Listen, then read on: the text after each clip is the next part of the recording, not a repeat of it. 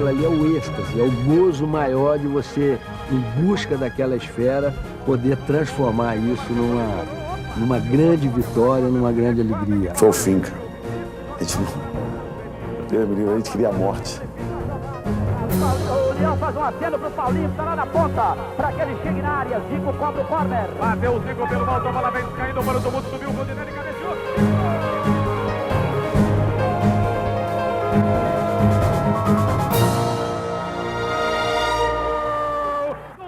Eu, Rondinelli, tive meu nome em homenagem ao grande jogador rubro-negro, o Deus da raça. Aqui vai minha certidão como prova.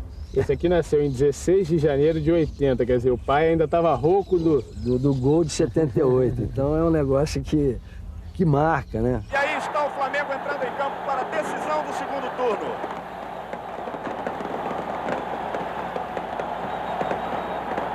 O Flamengo tinha vencido o primeiro turno, se vencesse o segundo turno se tornaria o campeão carioca. O Márcio Braga disse que eram os jogadores que estavam acalmando os dirigentes, os jogadores que acalmavam os dirigentes.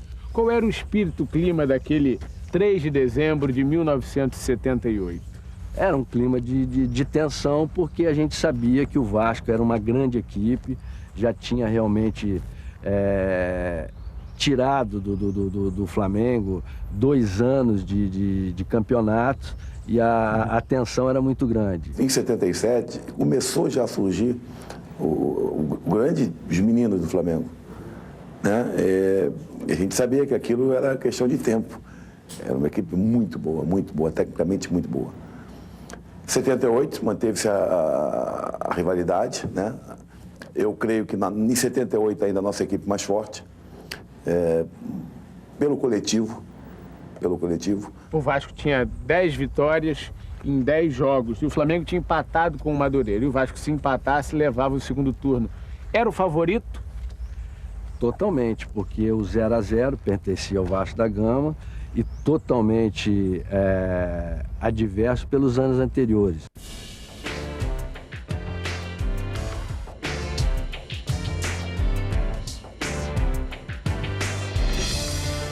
O Vasco e o Flamengo tinham decidido 77, o Flamengo tinha perdido. Que lição aquela derrota de 77 trouxe para o ano de 78, para aquele grupo que foi decidir naquele dia?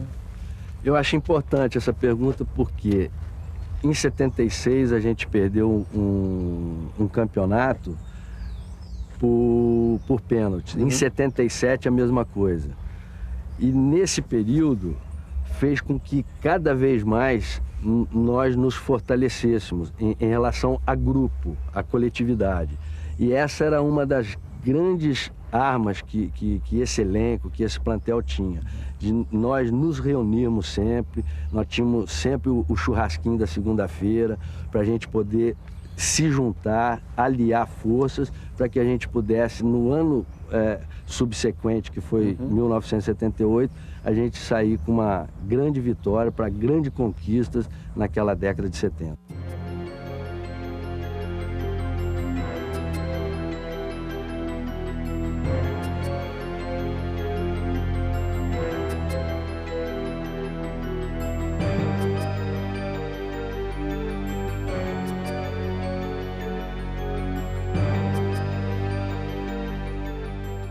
Aos 6 minutos, você tocou uma bola meio no fogo e o Guina tirou do Carpegiani.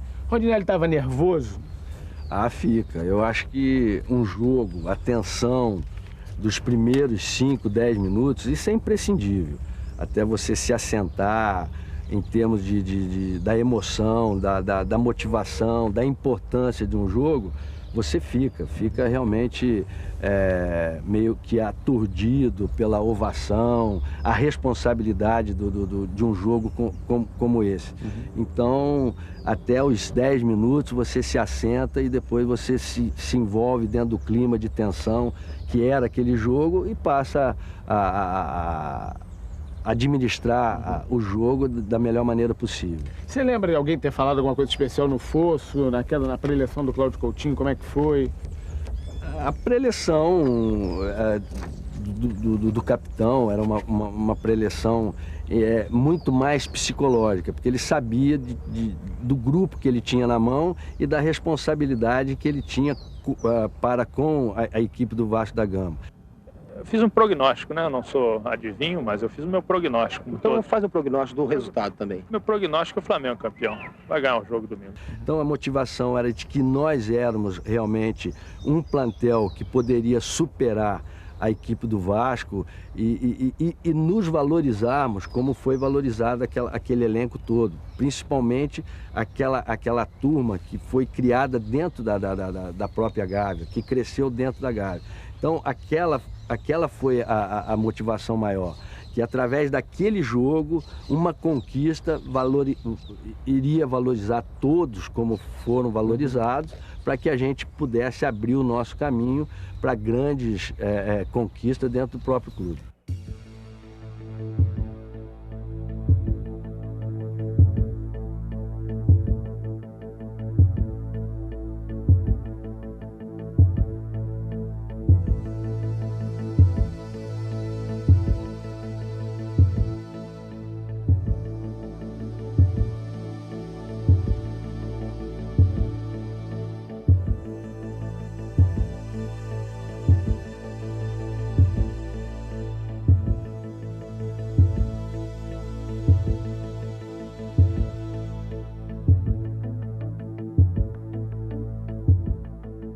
Aos 7 minutos, o Marco Antônio ficou com a bola 25 segundos sem que nenhum jogador do Flamengo lhe desse combate.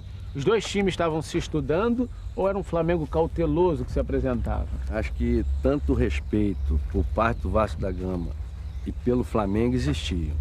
Então era um jogo estudado, um jogo em que qualquer erro seria fatal. Aí que você vê, né, o respeito que o adversário tinha.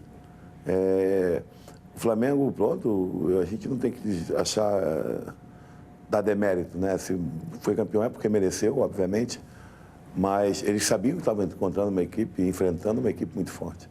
Rondinelli, aos 14 minutos do primeiro tempo, o melhor lance do Flamengo até então. O Zico deixa o Abel, o Orlando e chuta para uma boa defesa do Leão.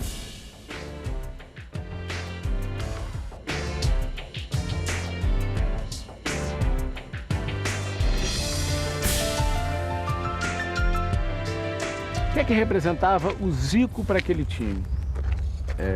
Eu acho que 50%. O Zico sempre foi uma pessoa, como atleta profissional, a gente falar como homem é uma coisa indiscutível. Agora, como atleta dentro do campo, qualquer arrancada, qualquer desenho que ele fizesse, qualquer feeling que ele pudesse colocar na mente, a gente sabia que ele reverteria em alegria, como fez durante o jogo ou toda a sua carreira.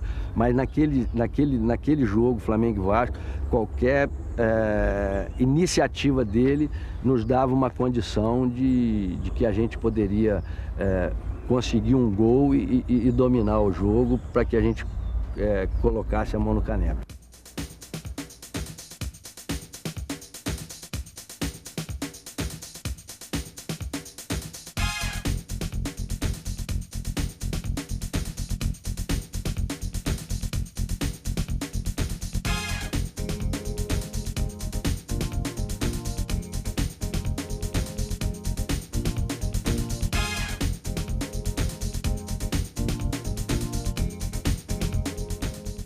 Você sair no Maracanã, contra o Zico com a bola dominada, tu tinha que sair para parar a jogada, para fazer a falta. Rondinelli, o time do Vasco era um time violento? Não, não vejo como um time violento. Agora, anjo eles não eram. O Leão lá atrás, aí você tinha na zaga o Orlando, Abel, Geraldo e Marco Antônio. Fora do campo era uma moça, mas dentro do campo, que gostava de provocar também, não era fácil. E o Abelão comandando, a gente também não podia amaciar. Se o pau que dá em Chico dá em Francisco, a gente também tinha a resposta na hora certa. Sim, não tinha anjinho no Flamengo também? Rondinelli. Não. Porque eles mostravam o quadro e a gente também tinha que saber ler o que estava na fisionomia deles. Então a gente também tem que, nós como alunos, temos que aprender com o professor. Nós criamos ali, né? Nós criamos uma linha imaginária a nível de intermediária, né? E nós falávamos, rapaziada, começava o jogo, eu no ouvidinho do atacante, Daqui para trás, ou seja, daquela linha imaginária, na intermediária, nossa, defensiva, até o Mazzaropi, nós falamos, cuidado, que daqui para trás é a linha do inferno. Então, o pessoal hoje não está bem humorado, cuidado, procura trabalhar da linha para trás para não encontrar problema, entendeu? E não é que os caras pipocassem, né? Uns pipocavam. Né? Tinha jogador que pipocava? Tinha jogador que pipocava, tinha jogador que não. Mas no fundo a gente não era violento, não. Eu acho que o maior momento nesse aspecto que eu cito é o Zico, né? Numa declaração, sempre falava que o Abel era duro, mas era leal. Né? Tinha que fazer falta no Zico quando ele vinha com ela para cima de mim, mas nunca violenta aquela coisa. Mas era até mais folclore, mais intimidar do que bater, entendeu? Do que dar.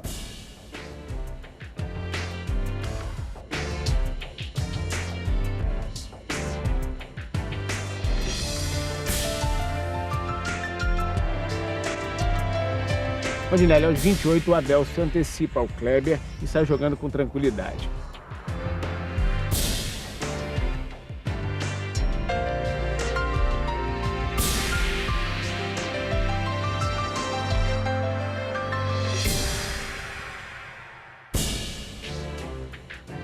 O Abelão era só um xerife ou tinha também recursos técnicos?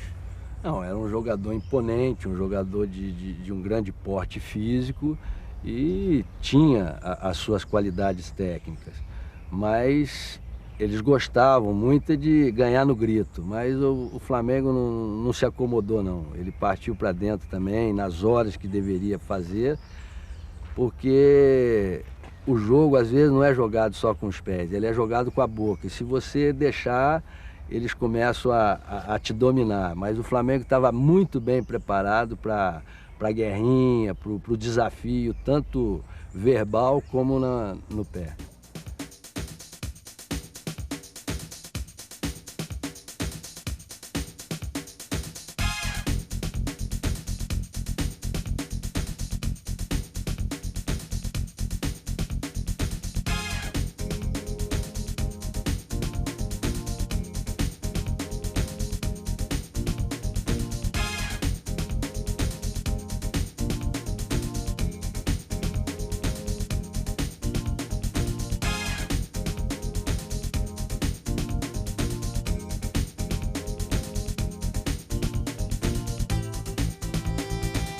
O Leão era um dos pontos fortes desse time do Vasco? Eu acho que sim, até pela experiência, um goleiro de seleção brasileira, com 2 Copas do Mundo na sua condição de atleta, e um líder, monitorando, passando toda essa experiência a essa grande equipe que o Vasco também tinha. Eu vou te ser sincero, o Leão é um grande goleiro, óbvio, né? Mas nós passamos a sofrer mais gols com o Leão do que sofria com o Mazzaropi, né? Não sei porquê, o Mazzaropi, apesar de ter uma estatura menor, eu não sei se pelo tempo que jogávamos juntos, o entrosamento do goleiro com a defesa é fundamental, né? E nós sofremos menos gols. Inclusive, nós sofremos um gol do Flamengo, numa tabela, né? Uma linha de passe dentro da área, de cabeça. O Juizinho da Arábia, Zico, e era o Leão o goleiro. Mas era também uma segurança a mais, né? Porque era um grande goleiro. Agora, nós tínhamos um entrosamento, pelo tempo que jogávamos junto, maior que o Mazzaropi.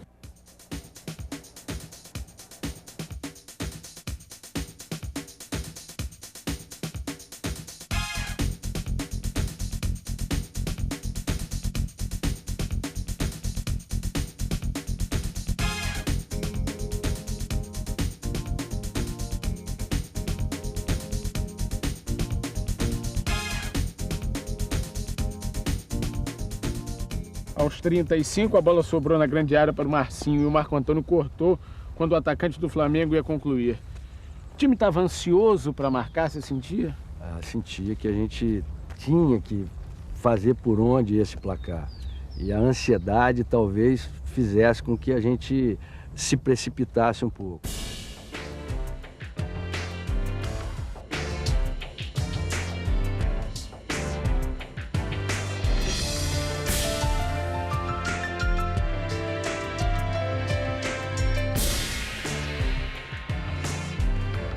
O Marco da nossa defesa, dessa ótima defesa, ele era o único que dominava no peito, que dava caneta no atacante, dava para das pernas. E nós sempre brigávamos com ele, né? O Marco é aquele cara que qualquer faltinha que ele fazia, ele pegava amarelo, porque ele não sabia fazer falta. Aos 38, o Marco Antônio chutou o Kleber e levou o amarelo. Pouco depois, o Kleber foi a forte, chutou o Marco Antônio e também levou o amarelo.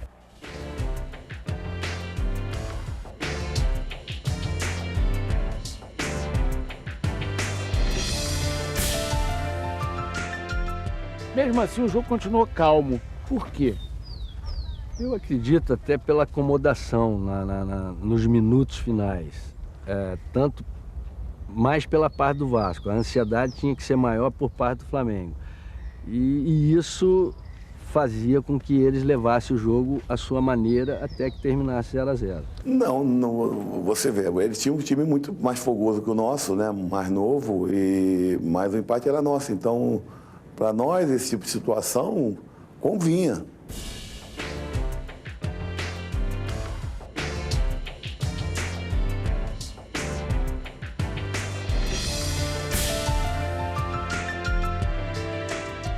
Aos 43, o Elinho derruba o Tita dentro da área e o juiz não marca o pênalti. Você lembra desse lance? Não houve muita reclamação. Não teve uma pressão, mas a torcida viu, a torcida tentou agitar em cima do juiz, mas o Wright, acho que bem posicionado, deixou que a coisa fluísse normalmente e nós, jogadores, estávamos conscientes que ele estava conduzindo a partida da melhor maneira possível.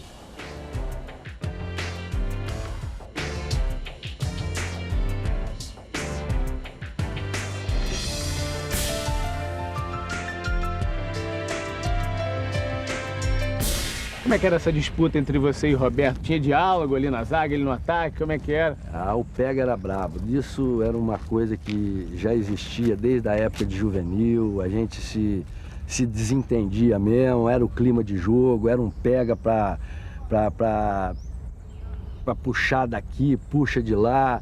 O Roberto tinha suas malícias, o Roberto tinha suas manias de provocar os defensores. Que é que ele mas fazia? eu tinha que... ele adorava passar a mão na bunda, gostava de fazer um clima bem tenso para que pudesse te desestabilizar.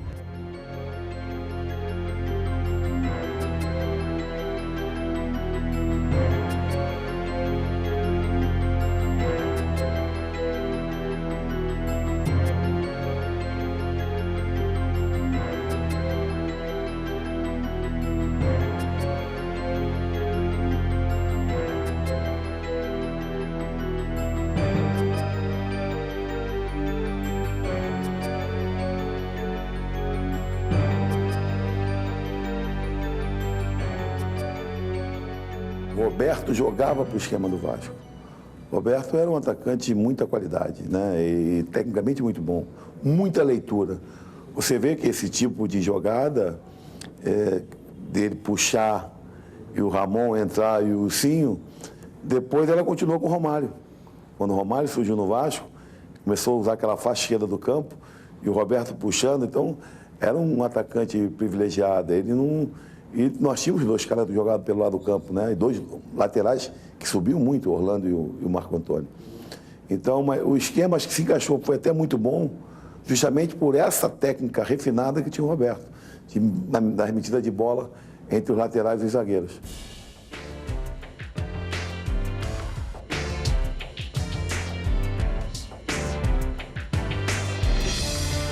Acaba o primeiro tempo. Qual era o clima daqueles 15 minutos? O Flamengo já tinha perdido 2 decisões anteriores. Qual era o clima? Alguém falou? Eu acho que tanto ou da minha parte, do próprio Zico, o próprio Carpegiani, que era um líder nato, de que a gente voltaria para o segundo tempo na intenção de nós procurarmos de qualquer maneira o gol para que a gente tirasse a vantagem do Vasco. E saiu a renda de Vasco e Flamengo. 6.642.210 cruzeiros. 6.642.210 cruzeiros. Vieram ao Maracanã 120.433 pessoas. Rondinelli vem o segundo tempo e logo aos 2 minutos uma chance do Vasco. Paulinho, que entrou no lugar do Ramon, se antecipou a você e tocou com perigo. Com o Paulinho e o Roberto, a tua vida lá atrás ficou mais complicada?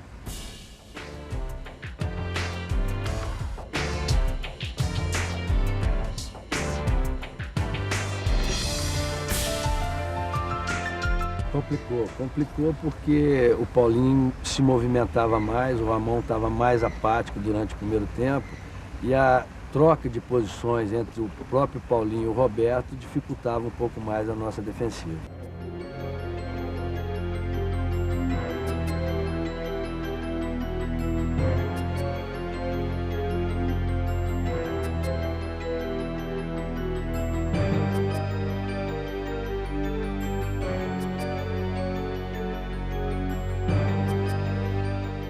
O Paulinho era destemido. O Paulinho, ele tecnicamente me parece até mais jogador que o Ramon. Só que o Ramon era mais incisivo, o Ramon era mais direção do gol, né? Para de repente, para você pegar a bola, fazer uma tabela, driblar, um bom domínio, o Paulinho seria melhor. Se a estratégia, né, que eu não lembro, eu acredito que tenha sido essa, que nós jogadores mesmo, se o Titi não falou, nós conversamos entre nós, ó, eles vão vir, vamos esperar e vamos meter a faca. De repente o Ramon seria mais incisivo para o tipo de jogada.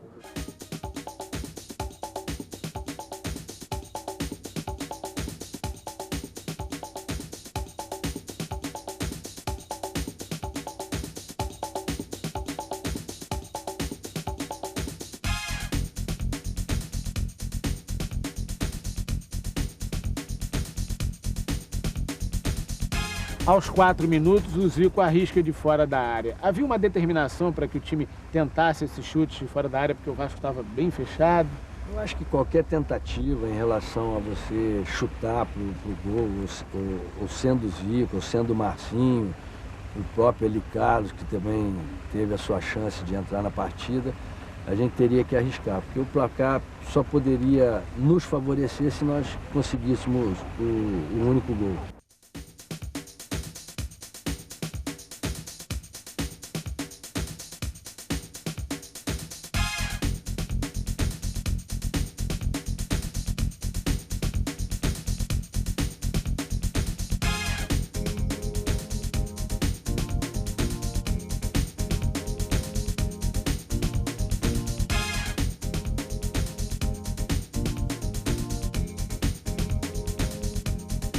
Aquele time cavava faltas na entrada da área para aproveitar o talento do Zico? Lógico, evidente. E o Galinho, se acertasse, colocaria como sempre colocou, como se fosse com as mãos. Ele batendo a falta com a maestria incomum. Então, qualquer falta na entrada da área vascaína era uma grande chance que a gente teria de marcar.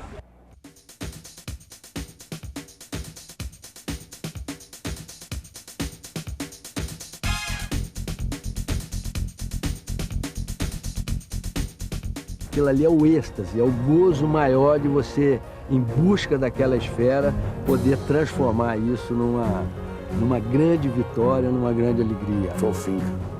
A gente não... Deus me livre, a gente queria a morte. O Leão faz um aceno pro Paulinho, que tá lá na ponta, para que ele chegue na área. Zico contra o corner. Aos 25 minutos, uma triangulação do Zico, Carpegiani e Adílio, que termina com um chute do Zico para uma grande defesa do Leão.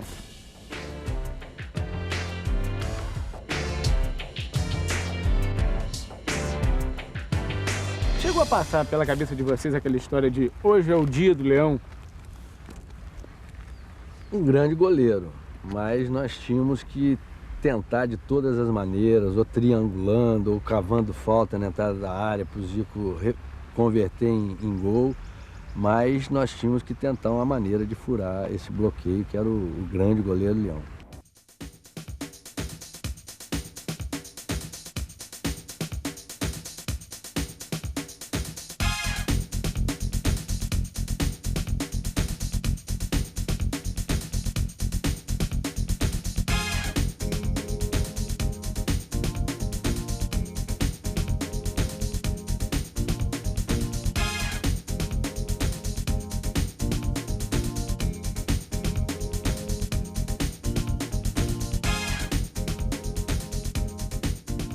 Logo depois, o Leão, catimbando, recebe uma bola do Gandula e devolve para o Gandula, recebe um cartão amarelo.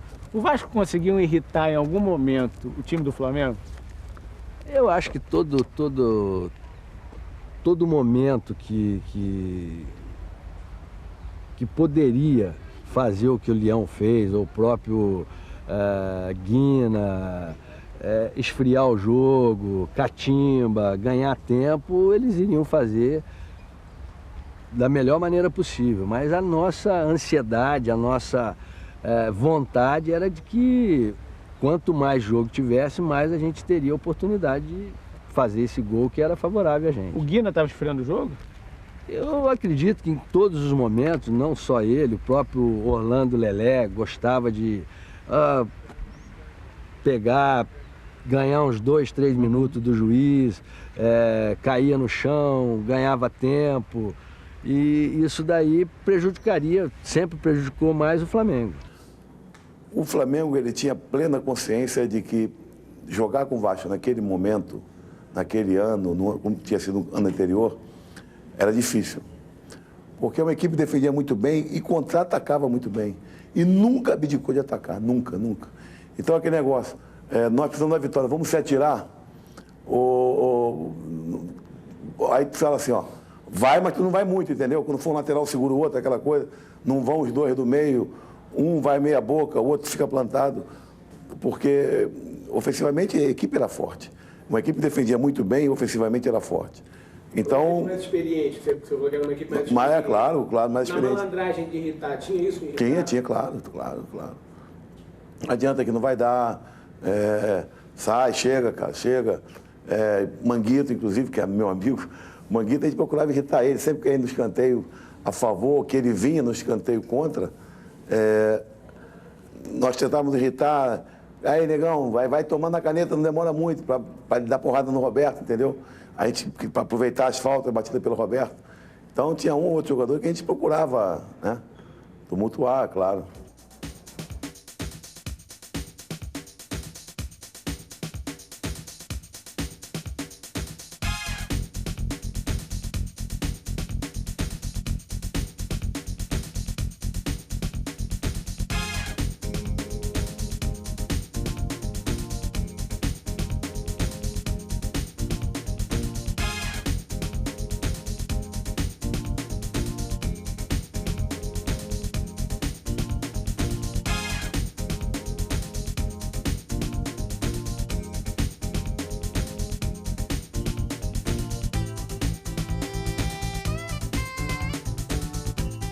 A ansiedade começava a tomar conta, e como lidar com ela naquele momento?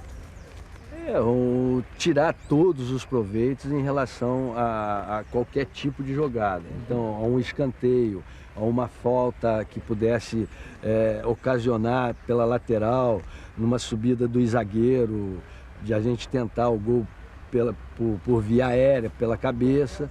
Mas era sempre essa a intenção que a gente buscava dentro do jogo. Mas nesse momento a ansiedade já tinha tomado conta do time? Com esse quadro, o Vasco recua, coloca um jogador mais defensivo, tem um empate. Exato, então, essa ansiedade toma conta, mas nós temos que procurar também, de qualquer maneira, a busca do gol, porque eles faziam o quê?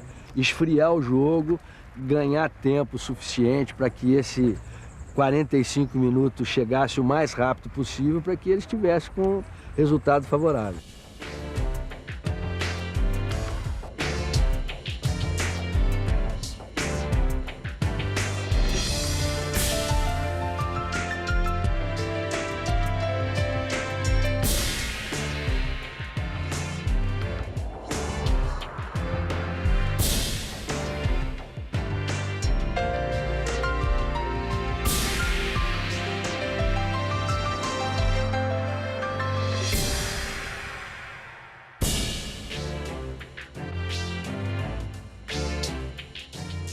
Tudo tranquilo, sim? Tudo bem. Acho que o treinador preferiu me tirar para segurar mais o jogo. Vamos ver se o nosso time continua nesse mesmo ritmo. Aí o Fantoni coloca o Paulo César no lugar do atacante Wilsinho. O lado do Flamengo era forte, né? Quem jogava ali, tu sabe que era forte. é complicado, né? E nós tínhamos um lateral que ia muito. Eu acho que não é errado o que ele fez, né? Ali é aquele negócio, você trocar o 6 pelo meia dúzia, às vezes é a opção que você tem. Mas você tem ou você põe um cara logo ofensivo para ficar nas costas, pô, estão atacando muito com o Júnior, seja lá quem for. Segura ali para o cara não subir mais, outro faltando 10 minutos, fala assim, pô, vou botar um cara agora para ajudar o Orlando, porque, né, o negócio está acabando, 10 minutos é muito pouco. O que é que você sentiu? O que é que o time sentiu em campo diante da comprovação de que o Vasco queria segurar o jogo?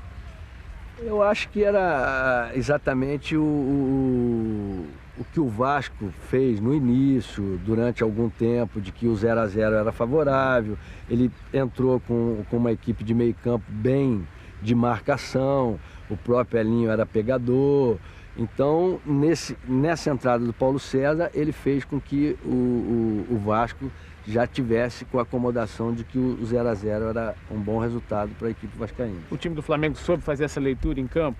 Eu acredito que sim, porque a gente, todas as maneiras que nós tivemos chance de ir ao ataque, a gente tentou, de todas as formas, concretizar isso, chutando a gol, tentando entrar por tabela, criatividade entre o Tita, entre o Zico, o próprio Carpegiani. Algumas vezes tentou chegar ao ataque, mas porque a nossa necessidade era única e exclusivamente o gol. Aos 38, o melhor momento do Vasco, a bola foi lançada, você tentou dominar, mas o Roberto ficou com ela e cruzou para o Paulinho. Livre, o atacante do Vasco tentou dominar, mas a bola bateu na canela e saiu.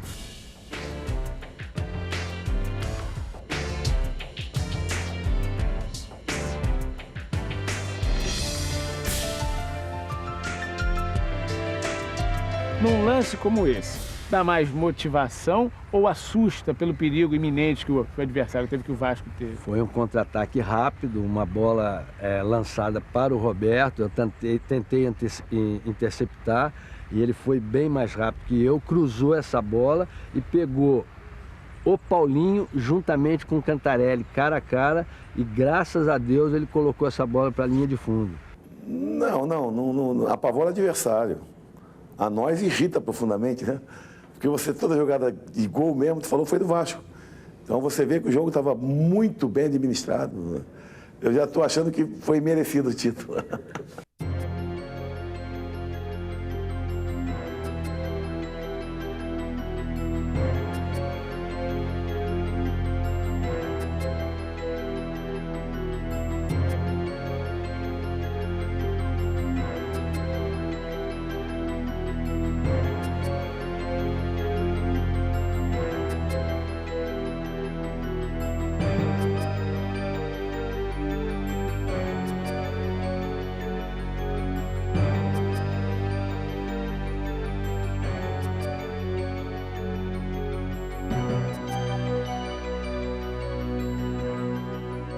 Você hoje, pensando nesse lance, você acha que poderia ter saído? Se essa bola entra, você acha que você hoje, ao invés de ser o Rondinelli de 78, seria o vilão de toda essa história?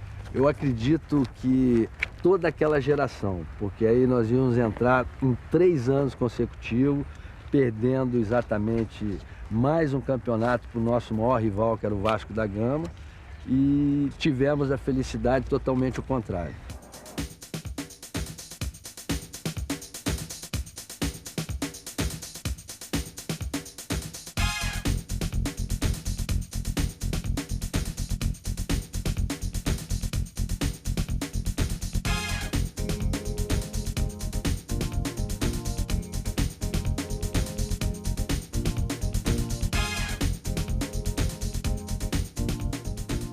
Aos 40 minutos e 54 segundos do segundo tempo, sua vida começa a mudar. O Júnior Cruz e o Marco Antônio livre coloca para escanteio.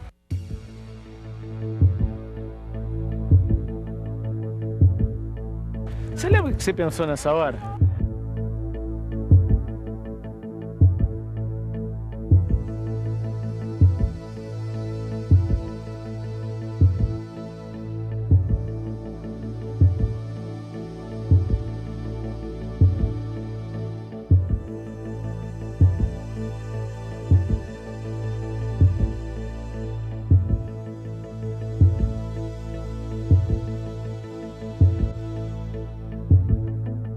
quando o Marco Antônio coloca para escanteio, e tendo uma bola totalmente limpa, ele quis ganhar mais tempo.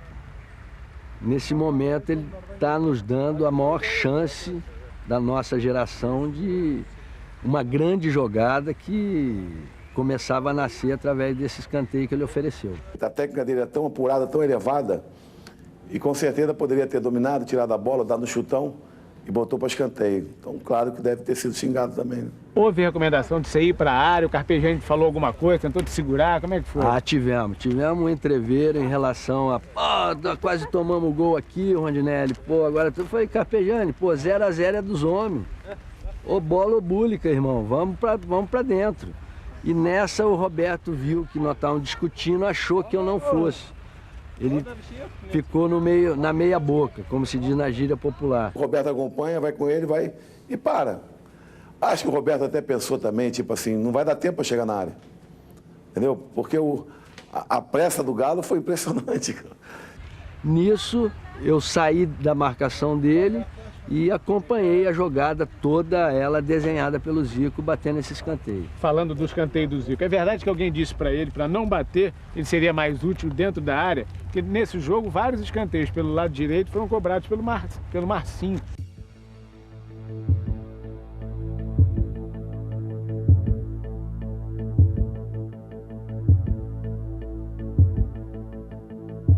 Você sabe que até em mim arrepia, porque como pode um atacante da grandiosidade do Zico sair fora do lance de área, onde ele poderia culminar com um gol, sendo outra pessoa a bater escanteio? Não era ele que batia o escanteio, estava até, tipo assim, o cara que vai bater do lado esquerdo, vai atravessar o campo, para bater de pé trocado e tal.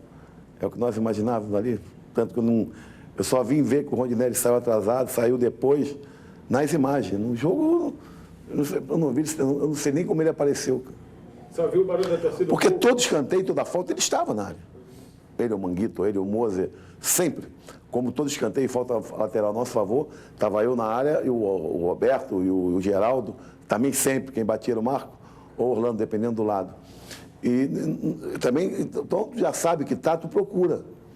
Naquele momento, tu vê nas imagens, a bola sai para ali do fundo, ele corre, bota a bola, cara, e vem bater. Nós estamos olhando a bola, né? Não tem ninguém ali, tem 2 ou 3, garra baixo. A bola é nossa, a bola é nossa. Tu vê que a bola, quando ela cai atrás, tu vê que não tem ninguém. Estava o Roberto, o Orlando, e ele que surge. Não tem ninguém do Flamengo. É uma jogada morta. E ali vai furar a bola, acabou o jogo. Na viagem da bola pelo alto, você lembra de alguma coisa especial? Zico cobra, a bola lançada no alto, você correndo, o que é que você lembra? Eu me lembro de exatamente só olhar aquela beleza de globo, aquela beleza de esfera que poderia realmente transformar aquele Maracanã em tudo aquilo que a gente pôde ver em 3 de dezembro de 78. Aquela geração totalmente confirmada como profissionais da bola. Sabe que eu acho que talvez aquela vibração daquele gol foi uma coisa tão descomunal pela forma que foi, porque o Flamengo não conseguiu ser superior, né? E o Flamengo, ele tinha consciência de que ali estava surgindo um grande time, ótimos jogadores. Mas talvez, se perdesse novamente, né, o campeonato, 2 anos seguidos para o Vasco, fatalmente, alguns desses grandes jogadores não teriam sido grandes jogadores. Poderiam se tornar jogadores comuns em outras equipes, né? Você sabe, o Flamengo, para formar, é uma equipe muito forte. Né? A mídia, a torcida, é uma coisa muito, muito forte, realmente. Então, foi aquele momento épico, que ali eles foram depois de buscar a Libertadores, de Campeonato do Mundo, mas talvez se perdesse aquele título, poderia ter sido desfeita aquela equipe. Rondinelli, mas lembra da bola subindo, descendo, o que é que você pensou? É minha? Transporta para lá. É uma coisa única. Eu acho que a adrenalina vai a 1000, ela é totalmente minha. Aquilo ali é o êxtase, é o gozo maior de você, em busca daquela esfera, poder transformar isso numa grande vitória, numa grande alegria. O ponto principal era aquela bola. Teu sentimento quando ela veio, quando ela entrou na área? De gana, de vontade, de determinação. jogada, Zé Carlos. O Leão faz um aceno pro Paulinho, que tá lá na ponta, para que ele chegue na área. Zico cobra o corner. Bateu o Zico pelo alto, a bola vem caindo para o tumulto, subiu o Rondinelli, cabeceou, entrou! Gol!